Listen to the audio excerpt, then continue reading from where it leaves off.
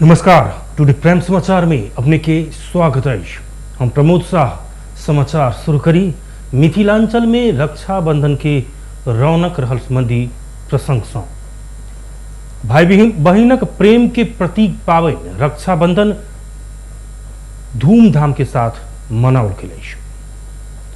धनुषाक ग्रामीण तथा शहरी क्षेत्र में भिनसरे से दीदी बहन सब नहा कर विभिन्न पवित्र धागा से बनल रंग बिरंगी राखी सब छिपा में सजाकर अपन भाई के हाथ में बांध कर मिष्टान भोजन खुआबैत भाई के दीर्घायु की कामना सहित रक्षाबंधन पावन मनौलक।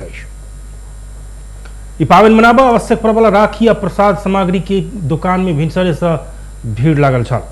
ग्राहक रोजाई में पड़ल राखी के डिजाइन की मांग आ ओई के आपूर्ति कर व्यापारी सबके समस्या देखल गेल छल। राजविराज के बेस बाजार मानल गेल राधा कृष्ण मंदिर हटिया क्षेत्र में मात्र राखी के 5 दर्जन से बेसी दुकान सब खोलल गेल छल। मिठाई दुकान में सेहो भीड़ ओतबे लागल छल। घर आ बाजार सेहो भिनसरे से रक्षाबंधन के गीत से गुंजयमान बनल छल। कोरोना के जोखिम के कारण भारतीय सीमा संग जोड़ल गेल नाका सब बंद रहला के कारण से भारत में रहल भाई आ बहिन परिवारजन लग पहुंचा बहुत समस्या भोग पड़ल। पावन मनावा भारतीय सीमा से नेपाल सीमा धरि पैदले चल कर पहुंचल ओ सब बहुत कष्ट के साथ गंतव्य धरि पहुंच पड़बाक बाध्यता रहल। उपरा करैत नाका खोलाब सेहो मांग केने देखल गेल छल। राखी बनला के बाद भाई बहन के प्रेम संबंध आरो बढ़त धार्मिक विश्वास के साथ ई पावन मनाओल जाइत अछि।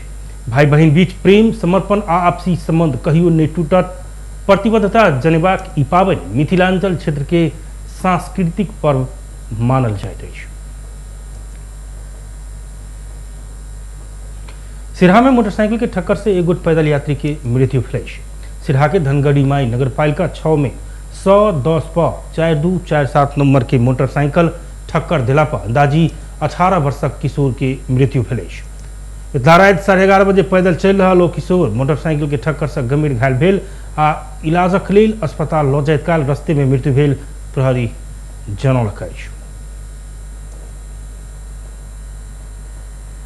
रौतहट में सादा पोशाक में खटवाला प्रहरी घुमुआ लागू औषध राखि कऽ पत्रकार के फंसौने आरोप लगल अछि। रौतहट से संचालित रौतहट एक्सप्रेस के पत्रकार मोहम्मद मुजीबुल्लाह के प्रहरी फंसौने पत्रकार महासंघ रौतहट शाखा विज्ञप्ति निकाल कर जानकारी दिलक अछि। साउन 32 में साँझ 8 बजे रौतहट के गौ नगरपालिका 1 स्थित होटल ग्रीन सिग्नल से निकलल स्नात नगरपालिका 8 घर रहल मुजीबुल्लाह आ राजपुर नगरपालिका 7 घर रहल शेख गुलाब के प्रहरी पकड़ाव केने छल। मुजीबुल्लाह पार्किंग कर रखने BR 30S 1885 नंबर की भारतीय मोटरसाइकिल में 105 टैबलेट लागू औषध नाइट्रोवेट प्रहरी प्लॉटिंग केने पत्रकार महासंघ दावी कलक अछि। असही उदय यादव नेतृत्व के टोली और 2 गोटे युवा के प्रयोग कऽ लागू औषध मोटरसाइकिल में राखल गौने फुटेज से देखल गेल पत्रकार महासंघ रौतहट के सभापति प्रेमचंद्र झा बतौलन। पत्रकार मोहम्मद मुजीबुल्लाह शेख गुलाब जिला प्रहरी कार्यालय रौतहट के थुना में सोम दिन धरि उनका सबके रिहा नहीं कलक तक कड़ा आंदोलन में उतरबाक पत्रकार महासंघ चेतावनी दिलक अछि। घटना बारे में अनुसंधान भऽ रहल बतबैत जिला प्रहरी कार्यालय रौतहट के निमित्त प्रमुख DSP नारायण चिमोरिया 2 दिन में सत्य तथ्य सार्वजनिक कयल जेबाक बतौलन। प्रदेश नंबर 2 के 12 में 2 मोटरसाइकिल एक आपस में टकराला पर 3 गोटे के मृत्यु भेल। जीतपुर सिमरा महानगरपालिका 16 टांगिया में बितला रात 10:30 बजे प्रदेश 2 03002 पर 5335 नंबर के मोटरसाइकिल आ 65 पर 2756 नंबर की मोटरसाइकिल एक दूसरे में टकराला पर दुर्घटना भेल। दुर्घटना में दोनों मोटरसाइकिल के चालक के मृत्यु भेल। दुर्घटना में नुआकोट के 40 वर्षक टूलराज तमांग आ 12 के निजगढ़ नगरपालिका 9 के 16 वर्षक विकास शाह के मृत्यु भेल। एहना दुर्घटना में प्रदेश 2 03002 पर 5335 नंबर की मोटरसाइकिल के पाछा बैसनिहार 35 वर्षक सुनैना देवी शाह के सेहो मृत्यु भेल। इलाका प्रहरी कार्यालय निजगढ़ जानकारी देने अनुसार घटना के विषय में थप अनुसंधान भऽ रहल अछि। सरलाही में ट्रक मोटरसाइकिल के ठक्कर दिला पर युवक के मृत्यु भेल। मृत्यु होने में सरलाई के हरिओम नगर पालिका वार्ड नंबर 11 रहनिहार वर्ष 18 के जुमराती राय रहल। सैन के बेरिया पूर्व पश्चिम राजमार्ग अंतर्गत हरिओम नगर पालिका वार्ड नंबर 10 स्थित पश्चिम से पूर्व दिश जा रहल 9568493 नंबर के मोटरसाइकिल के पश्चिम से आबि रहल 956 7208 नंबर के मोटरसाइकिल के ठक्कर देने छा। ठक्कर से गंभीर घायल मोटरसाइकिल चालक रायन के इलाज के क्रम में मृत्यु भेल जिला प्रहरी कार्यालय सरलाही जनौलक अछि। ठक्कर देवला ट्रक पलटल अछि। ट्रक चालक सामान्य घायल भेल बुझल गेल अछि। ट्रक आ मोटरसाइकिल नियंत्रण में लऽ घटना विषय में थप अनुसंधान भऽ रहल प्रहरी जनौले अछि। घर में जिडकी कन्या रहितो दोसर विवाह केने एक व्यक्ति पकड़ाव पड़ल अछि। पकड़ाव पड़ल में परसा के बीरगंज महानगर पालिका वार्ड नंबर 11 रहनिहार वर्ष 26 के विकास कुमार शाह रहल अछि। उनका जिला प्रहरी कार्यालय धुनसा से खटल सादा पोशाक के टोली जनकपुर धाम उप महानगर पालिका वार्ड नंबर 4 स्थित मुरली चौक से पकड़ाव केने अछि। ओ जेटकी कन्या रहितो दोसर महिला संग विवाह कयला से बहुविवाह कसूर के अनुसंधान के सिलसिला में जिला अदालत से 5 दिन म्याद थप अनुसंधान भऽ रहल जिला प्रहरी कार्यालय धुनसा जनौलक अछि। पकड़ा पड़ल शाह विभिन्न सरकारी तथा गैर सरकारी संस्था सबके आवश्यक पड़ल विभिन्न मोबाइल सेट कंप्यूटर टीवी जहन इलेक्ट्रॉनिक सामान के नकली टेंडर छपाकर सामग्री सब सप्लाई करे के नाम में विभिन्न व्यवसायी सबके ठगी करने अनुसंधान से खुजल प्रहरी जनौलक अछि। नेपाल विद्युत प्राधिकरण के तामा के तार चोरी में संलग्न एक गोटे के प्रहरी पकड़ाव कयलक अछि। पकड़ल गेल में महोत्तरी के बर्दिवास नगरपालिका 12 घर रहल एखन मिथिला नगरपालिका 7 रहनिहार 37 वर्षक नथु उपनाम रहल मणिराज परियार रहल अछि। धौरसा के मिथिला नगरपालिका वार्ड नंबर 6 ढलकेवर स्थित रहल नेपाल विद्युत प्राधिकरण प्रसारण निर्देशनालय से चोरी भेल 286 केजी तामा के तार सहित परियार के पकड़ाव कैने इलाका प्रहरी कार्यालय ढलकेवर के प्रहरी निरीक्षक प्रदीप सुवेदी जानकारी दिलन। शुक्रवार रात 1:30 बजे के समय में प्राधिकरण प्रसारण निर्देशनालय के कार्यालय आगा रहल हैक्सो ब्लेड से लकर शंकास्पद रूप में चल रहल अवस्था में परियार के प्रहरी नियंत्रण में लेने प्रहरी जनौलक अछि। प्रारंभिक अनुसंधान से परियार संगे अन्य 12 गोट सेहो कक तामा के तार चोरी कर चलल भेटल प्रहरी निरीक्षक सुवेदी जानकारी दिलन। अन्य 12 गोटे फरार भेल अछि। सुवेदी के अनुसार सब बेर बेर कक विद्युत प्राधिकरण से 286 केजी एखन के मूल्य 3 लाख बराबर के तामा के तार चोरी कक ढलकेवर स्थित MK मेटल स्टोर में बिक्री करने खुजल में फसल के तलाशी कला पर चोरी के संपूर्ण तार बरामद भेल अछि। प्रहरी तार बरामद भेल MK मेटल स्टोर के संचालक धौनसाक मिथिला नगर पालिका वार्ड नंबर 6 रहनिहार 69 वर्षक नंद किशोर के सेहो पकड़ाव कयलक अछि। चोरी में संलग्न अन्य व्यक्ति के खोज कार्य भऽ रहल इलाका प्रहरी कार्यालय ढलकेवर जनौलक अछि। परसा में अवैध लागू औषध जान मारे के उद्योग सवारी जान मुद्दा के फरार 6 अभियुक्त के प्रहरी पकड़ाव कयलक अछि। 2017 जेठ 26 गते परसा के छिपरमाई गांव पालिका वार्ड नंबर 1 मिर्जापुर निवासी 51 वर्षक रामेश्वर महतो अपन घर में रहल शौचालय पाछा पोरा में नुका कर रखने अवस्था में 28 किलो लागू औषध चरेस बरामद केने आ ओहि मुद्दा में फरार रहल प्रतिवादी महतो के बितलहराइत प्रहरी छिपरमाई गांव पालिका वार्ड नंबर 5 भिसवा से नियंत्रण में लकर थप अनुसंधान कार्य आगा बढ़ाने जिला प्रहरी कार्यालय परसा के प्रवक्ता ओम प्रकाश खनाल जानकारी दिलन। तेना जानमारे उद्योग सवारी जान मुद्दा आ लागू औषध चरेस के मुद्दा के थप 5 गोट विभिन्न गिनती में फरार अभियुक्त के सेहो पकड़ाव कयलक अछि। जिला प्रहरी कार्यालय परसा से फरार अभियुक्त पकड़ाव अभियान अंतर्गत खटल टोली भादो 3 आ 4 गते जानमारे उद्योग के फरार अभियुक्त सखुवा परसौनी गांव पालिका वार्ड नंबर 2 निवासी 40 वर्षक मनोज राणा मगर सवारी जान मुद्दा के सखुवा परसौनी गांव पालिका वार्ड नंबर 1 निवासी 35 वर्षक अनिल सहनी 40 वर्षक किशोर सहनी और 50 वर्षक भरत सहनी सहित लागू औषध चरेस मुद्दा के फरार अभियुक्त छिपरमाई गांव पालिका वार्ड नंबर 1 मिर्जापुर निवासी शेखर महतो के नियंत्रण में लेने प्रवक्ता खनाल जानकारी दिले। जनकपुर धाम में राजधानी स्तरीय departmental stores Janakpur big mart संचालन में आयल अछि। जनकपुर धाम के रमानंद चौक स्थित बागवानी के आगा संचालन में लाओल गेल बिग मार्ट में नगर में पहिल बेर हरेक सामग्री एक ठाम में पेबाक डिपार्टमेंटल स्टोर संचालन में लाओल गेल बताओल गेल अछि। बिग मार्ट के उद्घाटन करते प्रदेश नंबर 2 के पूर्व आंतरिक मामला तथा संचार मंत्री ज्ञानेन्द्र कुमार यादव जनकपुर धाम राजधानी के लिए प्रस्तावित भ चुकल अवस्था में उपभोक्ता के आवश्यकता अनुसार के सब चीज एक ठाउँ में आ सुपथ मूल्य में पौनाई आ सुविधा संपन्न हो प्रवाक आजुक आवश्यकता रहल में बिग मार्ट नगरवासी की सुविधा आ सहजता ऊपर उत्कृष्ट ठहरत विश्वास व्यक्त करें। जनकपुर खास करके प्रदेश नंबर 2 के राजधानी के रूप में है और प्रदेश नंबर 2 के विकास के लगी विभिन्न किस्म के मार्केट लगाए उद्योग धंधा सब संचालन करना जरूरी है।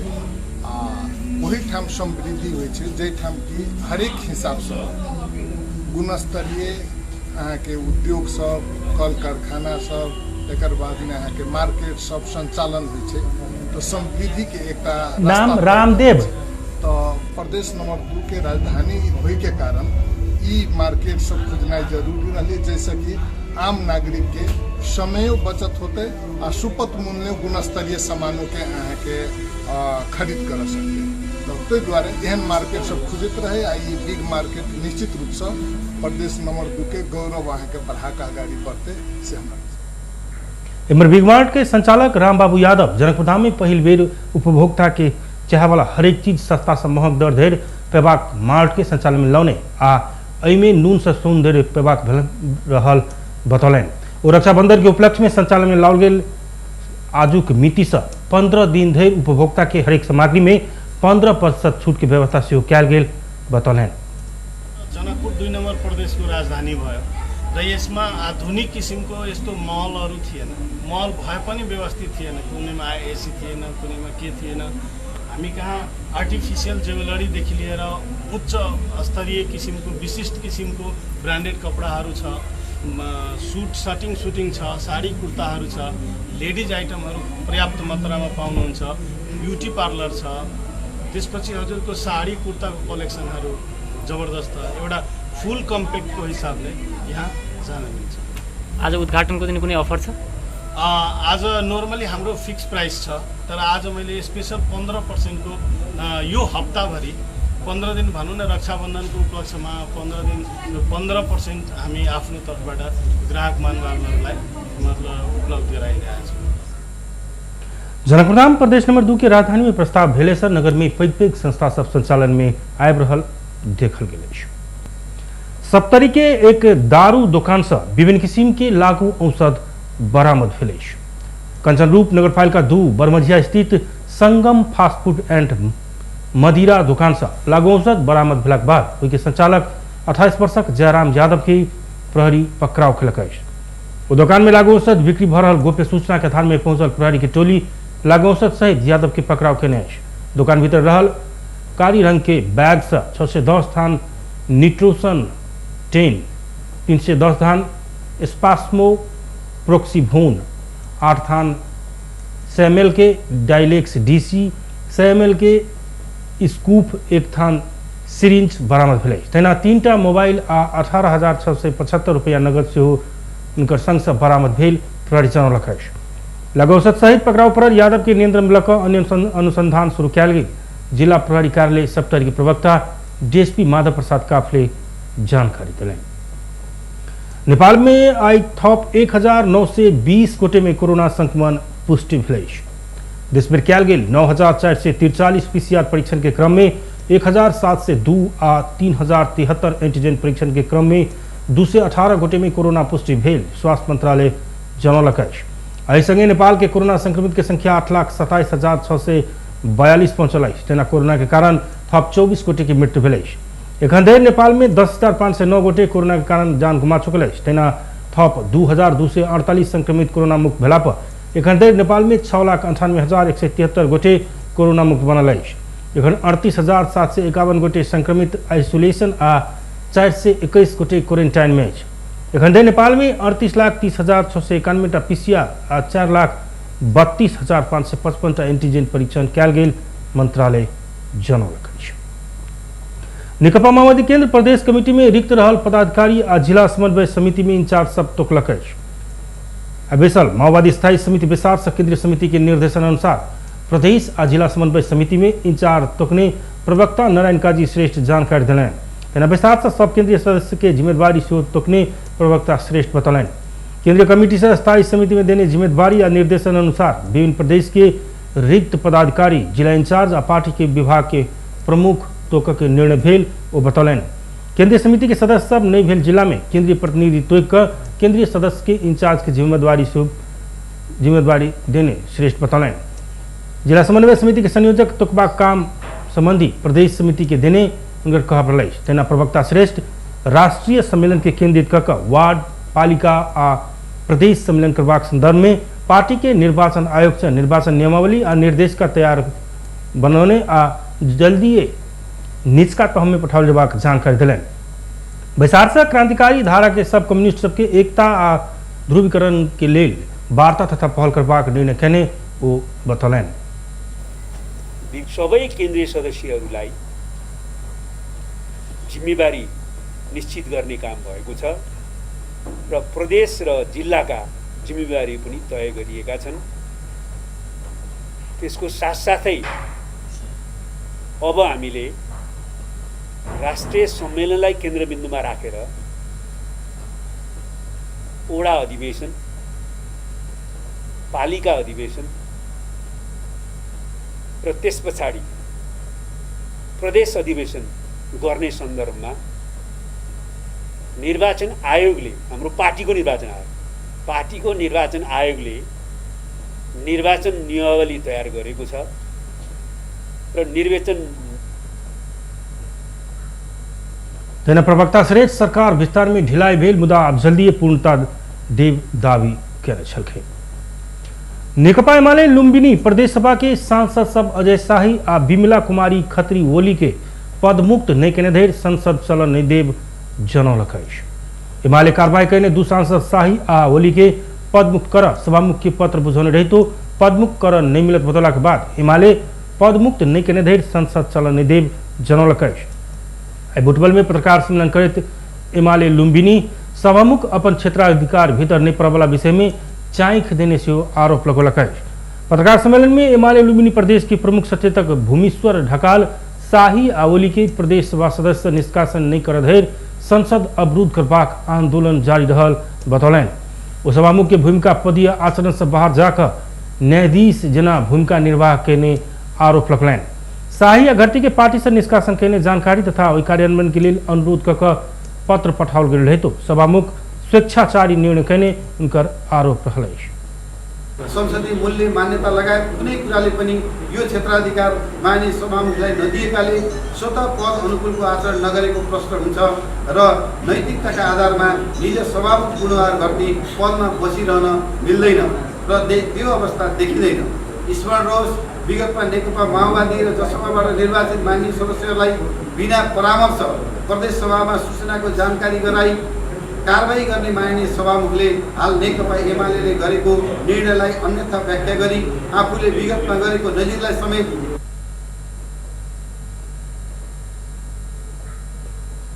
अब नैतिकता के आधार में सभामुख पूर्ण बहादुर घरती पद में रहित रहबाक मिलत नहीं देखल गिलास एमाले जनौने। ऐसे पहले लुम्बिनी प्रदेश सभा सचिवालय एमाले प्रदेश सभा नियमावली 2074 के नियम 188 अनुसार दलगत विवरण बुझला पर उनका सबके नाम समावेश करने रही तो व्यक्तिगत विवरण में एमाले के नाम उल्लेख निभला से पदमुक्त कर नहीं मिलल कहकर एमाले की पत्र पछान।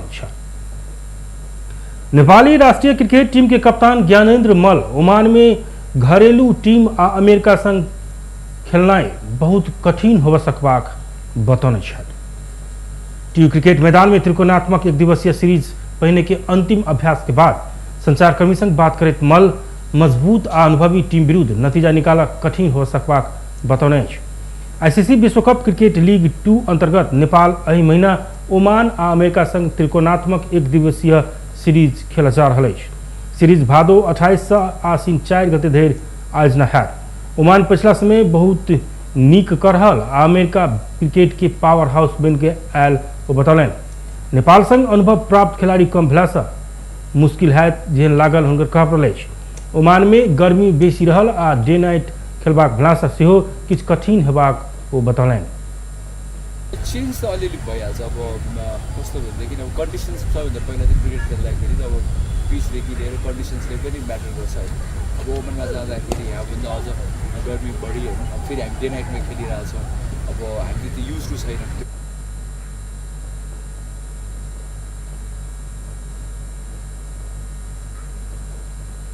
सीरीज पहिने नेपाल पपुआ न्यूगिनी PNG संग 2 एकदिवसीय खेल खेला। नेपाली राष्ट्रीय टीम के प्रशिक्षक डेव वाटमोर सीरीज पहिने पपुआ न्यूगिनी संग होवाला खेल से महत्वपूर्ण रहल बतौलन।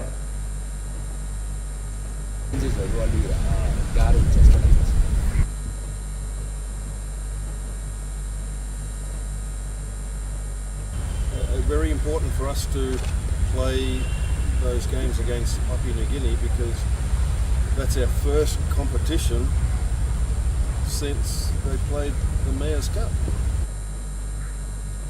सीरीज के लिए नेपाली टीम मंगल दिन ओमान प्रस्थान कर नेपाली क्रिकेट संघ क्यान मल के कप्तानी में 17 सदस्यीय टीम की घोषणा कर चुकल है। ऐसे पहले लीग 2 अंतर्गत नेपाल घरेलू मैदान में ओमान और अमेरिका संघ 4 खेल खेल चुकल है, जहाँ नेपाल अमेरिका के 2 खेल में हरौने छल तो ओमान संघ दोनों खेल में पराजित भेल छल। लीग में नेपाल 4 खेल में 4 अंक जोड़ने नेपाल 6ठम स्थान में रहल है। बेस्ता टुडे प्राइम समाचार एखन के लिए एतबे हम प्रमोद की विदा दिया। देखते रहे टीवी टुडे जनकपुर। नमस्कार।